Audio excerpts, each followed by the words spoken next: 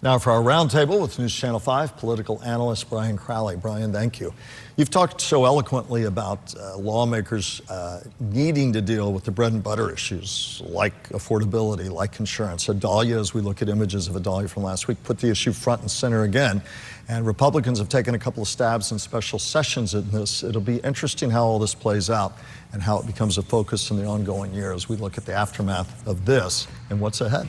Yeah, Mr. McBride gave us a great look at the economy and where we may be going with it. And as I probably say all too often, of all the issues that are out there, the number one issue for voters is always the economy.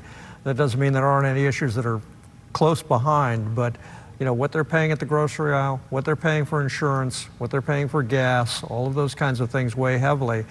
And you know, I'm sure you've noticed as well, you go grocery shopping these days and the quantity that you know, not only has the price gone up, but that bag of carrots has half the number of carrots in it that it had before, and people are noticing that.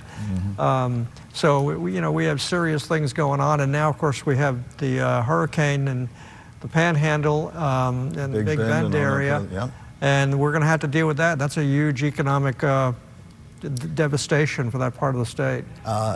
In addition to the human component, which is of course front and center in dealing with that, Governor Ron DeSantis came off the campaign trail to be front and center for that, for the response for our fellow Floridians.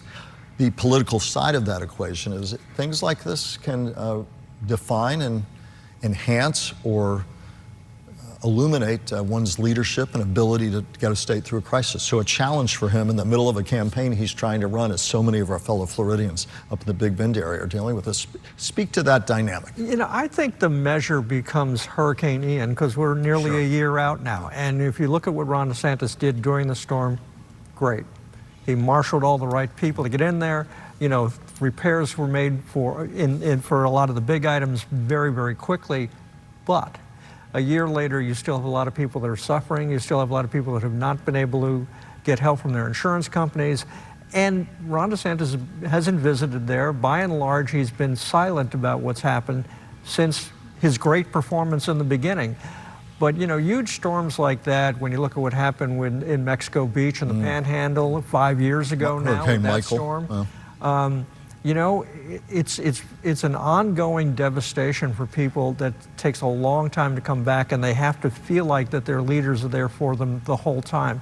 And I have relatives that live in the Cape Coral area, and they will tell you that, you know, a lack of response from insurance companies, a lot of stuff is still in disarray. There are a lot of roofs in Southwest Florida that still have blue tarps on them, and I can tell you, people on that side of the state were really stressed out when they thought that this storm might have hit them instead of gone further north. And as I am listening to you, Brian, it strikes me that as much as we talk about whether it's Ron DeSantis and culture war issues, much as we talk about the personality, the issues, the indictments the former president faces, as much as we talk about the challenges faced by Joe Biden and his standing in terms of what Americans think about his handling of the economy, at the end, does it always fundamentally come back to that? For all the other issues, people fundamentally looking for who can make them feel a little more secure, make their bottom line a little better. We talk about a lot of other things, but as I listen to you, it really crystallizes to that, does it not? You know, if you're getting your big raise or your modest raise or your small raise, it might be helping you keep up with the price increases. But in the past, it was money you could put in your savings account. It was money that you could use to buy other things that you needed. Now you're using it to buy the essentials, grocery shopping, paying for your insurance. Rent prices have gone through the roof. If you want a new house, interest rates that were 1% and 2% are 5%, 6%, 7%. You know, so the money you're earning isn't going as far, and that's what you feel, and that's what you vote on. You don't vote necessarily on all the other hot button issues. That's the hottest button issue of all. I want to take a little bit different tact. Governor, a long week after a vigil in Jacksonville for shooting victims there and what has been deemed a racist attack, the governor was booed there and received more than a bit of criticism last week. Your thoughts? Well, you know, it's real hard if you spend most of your time in office talking about how you want to remove black history, or at least alter it in ways that don't seem quite so accurate, that you make other changes that take away congressional districts for black supporters in the Jacksonville area, and take other steps that maybe the community feels like is against them and not helping them.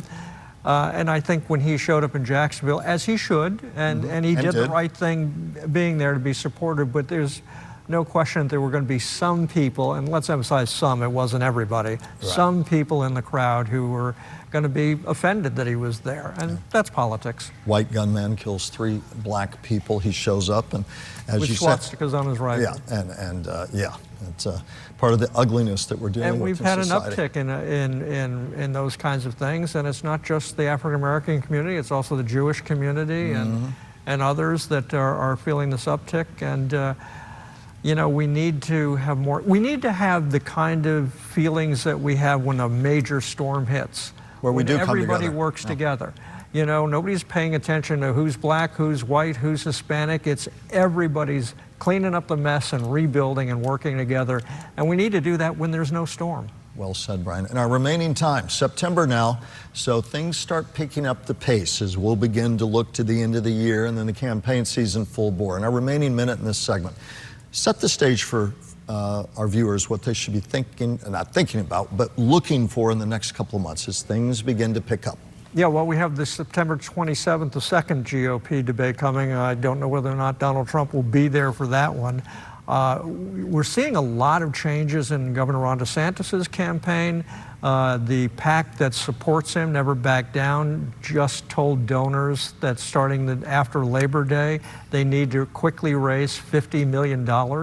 That PAC, which has carried a lot of the burden for the DeSantis campaign, some people question if they've gone too far legally with it, but they're shutting down their door-to-door operations in almost all the other states that they were operating in. They seem to be putting all of their effort into Iowa, which suggests they feel like they're in a little bit of trouble and need to do really, really well in Iowa. That's going to be the biggie for Ron DeSantis. All right. See how it all plays out as the pace quickens politically. Buckle up. Brian's got his seatbelt as always. He's going nowhere. We'll be back with more from Brian in just a moment.